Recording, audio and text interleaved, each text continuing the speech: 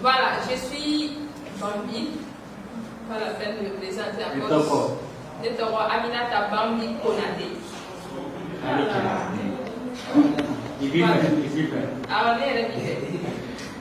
Voilà, alors je suis panéliste et je suis avec mes deux boss qui sont là, Sakaros et Ora. Ils vont se présenter aussi. Bonjour tout le monde, je suis Solid Akita à l'état civil, on m'appelle Sakaros Bukal Adrien, je suis artiste et slameur. Bonjour, je m'appelle Moussa Javara, comme il m'a appelé Ora. Je suis formateur en même temps consultant en communication. Pourquoi voilà? Parce qu'il a de l'aura. Voilà, ça peut être ouais. Ouais, c'est ça. Voilà, donc vous connaissez le thème. Le thème c'est quel avenir pour le slam malien et d'ailleurs. C'est ça le thème. C'est tout au long de ce panel. Ils vont nous donner les détails. Nos cultures, tout ce que nous avions, ça se transmettait à travers la parole. Aussi vrai qu'il y a eu les premières traces d'écriture en Égypte. Pour nous, dans la sous-région, c'était réellement la parole et les manières de faire. Alors, on a continué sur ce chemin. On avait les griots ici qui transmettaient en tout cas nos us et coutumes à travers la parole. Et nous, on a connu l'islam en 2006 au Mali ici. Il y avait en tout cas une sorte d'exposé oral que les griots faisaient, que les conteurs faisaient, voilà, qu'on faisait dans les chansons. Mais l'islam, proprement dit, nous on l'a connu en 2006 avec le festival Étonnant Voyageur. Le festival Étonnant Voyageur est venu avec dans son bagage des slameurs tels que Oxmo Puccino de la France et Ruda Brendi du collectif 129H. Alors ils ont formé les premiers slameurs au cours du festival et les premiers slameurs se sont en tout cas rassemblés et ils ont créé une association qu'on appelle Aslama, Association des slameurs du Mali. Maintenant il y a eu quelques différents quant au leadership de l'association et certaines personnes se sont vues en tout cas aller vers d'autres domaines de l'art. D'autres ont fait du reggae et d'autres aussi ont utilisé en tout cas l'association Aslama pour avoir des entrées vers l'Europe et ceux-ci ne sont plus revenus. Et quand ils sont partis, ils ont laissé quelques personnes ici qui ont en tout cas eu la généreuse idée de mettre en place encore une association, notamment l'association qu'on appelle Agoratoire, dirigée par Aziz Sitenka. Et c'est Agoratoire d'Aziz Sitenka qui a pris le relais. Alors, moi je faisais partie de l'association Agoratoire. On a eu à faire beaucoup d'activités, de formations. Et c'est de là qu'est parti tout l'engouement qu'il y a aujourd'hui autour de l'islam. On a fait des activités dans des écoles, des lycées, ici à Bamako et dans d'autres villes du Mali. Donc après, on a eu quelques différends aussi par rapport à la conception de la chose et il y a eu la création de l'association Jeunesse Art. L'association Jeunesse Art dont j'étais à la base, Sakaros et H2O. Et on a été rejoints par des amis aussi qui, eux, n'étaient pas d'accord avec la manière de faire d'Aziz. Ça ne veut pas dire qu'ils n'avaient pas la vérité, mais c'est juste des questions d'incompréhension par rapport à des sujets qui ne valent même pas, comme on appelle, le bien fondé même de la chose. Et donc quand les individus se mettent ensemble et que les options diffèrent, donc il va de soi que chacun parte à côté pour essayer de créer sa chose pour apporter sa pierre à l'édifice commun. Et c'est comme ça qu'on s'est retrouvé autour de Jeunesse Art que nous avons créé et dont les Maralinqués étaient, comme on appelle, membres. Alors, on a mené des activités. Agoratoire de son côté, Jeunesse Art de son côté, on a multiplié les activités et c'est la multiplication des activités là et qui en réalité a suscité cet engouement aujourd'hui qu'on a. Parce que chaque année, Abouratoire forme des slameurs au cours de son festival. Ils vont dans les écoles, dans les villes pour former des gens. Et Jeunesse Art aussi a une école d'islam qui a sa 6e édition. Donc chaque édition, c'est au moins 30 élèves qui sont formés. Donc quand on fait le décompte, naturellement, on a un impact sur les jeunes. Donc on influence beaucoup. Et c'est cette influence-là qui a constitué aujourd'hui le nombre des slameurs. Et aussi, il y a les Maranlingués aussi qui ont décidé de s'associer, elles 3, et elles ont mis en place les structures. Elles aussi ont continué à mener leurs activités. Donc après, on a appris ça et là, la création des Fakan Slam, des Balazan Slam, des Ségou et de nombreuses associations d'islam dont je ne connais pas exactement le nom. Mais tout est parti de là. Et ce qui a donné aussi un engouement aujourd'hui à la chose, c'est que nous sommes allés voir l'ORTM, c'était H et moi, pour leur dire que la rubrique poésie, on devrait la changer pour mettre la rubrique slam.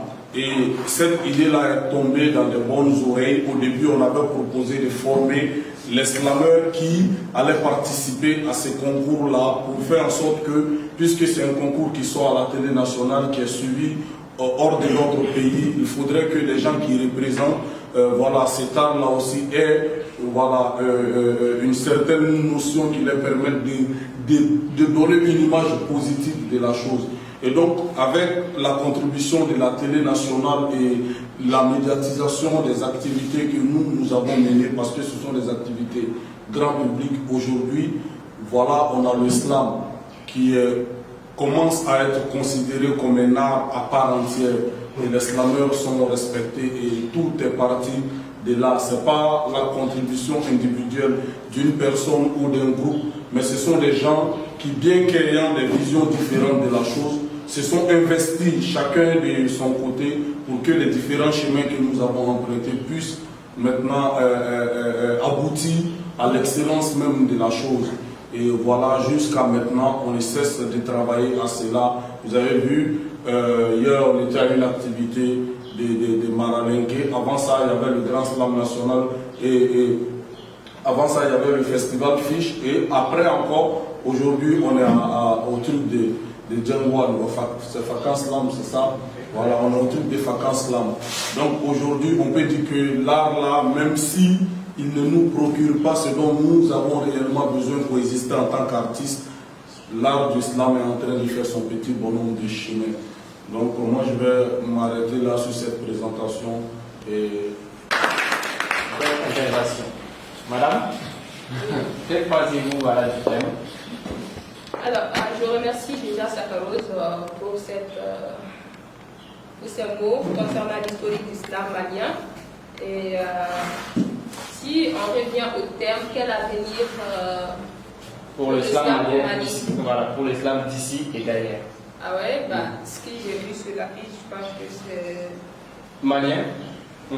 Vu qu'il y a des internationaux ici. Ok, donc... ouais, super. Alors, je pense qu'à travers même l'historique, je pense que le thème a été abordé d'une manière. On peut voir qu'il y a de l'avenir. Et voir toute cette tête ici, ça dit grand chose déjà aussi. Et c'est vrai, comme Samarou l'a dit, il y a beaucoup de jeunes maintenant qui s'adonnent à cet art. Il y a notre champion ici, qui était en Belgique, qui est revenu, qui est fraîchement revenu, et nous a honoré là-bas aussi. Elle n'est pas de Bamako, elle est de Ségou, qui est une région du Mali. Et savoir que quelqu'un est venu de Ségou aussi pour venir représenter sa région à Bamako, gagner et partir représenter le Mali même mondialement, ça veut dire que ça prend de l'ampleur et ça veut dire qu'il y a vraiment de l'avenir. Ça promet quoi. Et voilà, peut-être à travers les questions après, parce que l'historique dit beaucoup déjà du thème. Je pense qu'à travers l'historique, on peut voir l'évolution, d'où vient le truc, comment c'est maintenant et quel avenir même ça peut donner déjà. Donc je pense que ça, c'est sur un chemin vraiment alléchant. parce qu'il y a beaucoup de jeunes qui mènent des activités eux-mêmes. Il y a les Fakaris là qui sont à Sikasso, il y a même des gens qui n'ont pas d'association, qui évoluent en solo mais qui mènent des activités, qui font des trucs. Et même aussi le slam malien, on fait des singles maintenant, on fait des albums, nous faisons des clips, ce qui nous permet aussi de montrer nos talents à l'international sans pour autant qu'on ne soit forcément là-bas. Parce qu'à travers les réseaux sociaux maintenant, c'est important. Et il y a Zach même qui fait beaucoup de choses sur TikTok aussi, TikTok qui est un réseau vraiment qui permet de lier le monde entier sur une seule application.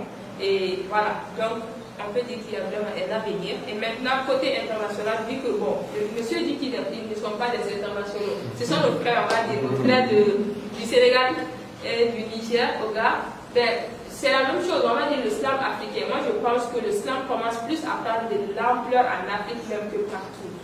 Ça, c'est mon constat. Hein. Je ne dis pas que peut-être en Europe, c'est vrai partout, mais il y a tellement d'Africains qui sont vraiment investis côté slam, et là, c'est épatant. Auga, il fait beaucoup de scènes, et il y a même des gens qui prennent ces billets, ça veut dire qu'ils accordent de l'importance à cet art. Pape est là, il a son festival et il fait beaucoup d'autres choses. Il fait des coproductions avec des gens du Sénégal en Belgique et partout. Donc ça veut dire qu'il y a de l'importance, il y a de l'engouement autour de la chose. Dans la promotion de cet art-là, il y a pas mal de régions qui nous avons sillonnées, excepté Kidal, où nous fûmes arrêtés. Cela coïncide avec le début de la crise. Nous étions à Gao, lorsque nous appelions à aller, parce que nous faisions des campagnes à l'intérieur du pays. À l'époque, voir un jeune Malien prendre le micro, c'était rare. Le voir encore parler en français, ça c'était exceptionnel. Mais le voir en train de s'exprimer correctement en français, sans faire de faute, ça c'était inimaginable. Donc nous avions remarqué ce problème-là quand nous étions étudiants et nous avons voulu trouver des solutions à cela. Et nous sommes formés pour ça au Mali et un peu dans la sous-région. Nous avons fait le Sénégal, le Burkina, la Guinée, en tout cas le Bénin, nous avons fait pas mal de pays. Et nous avons appris.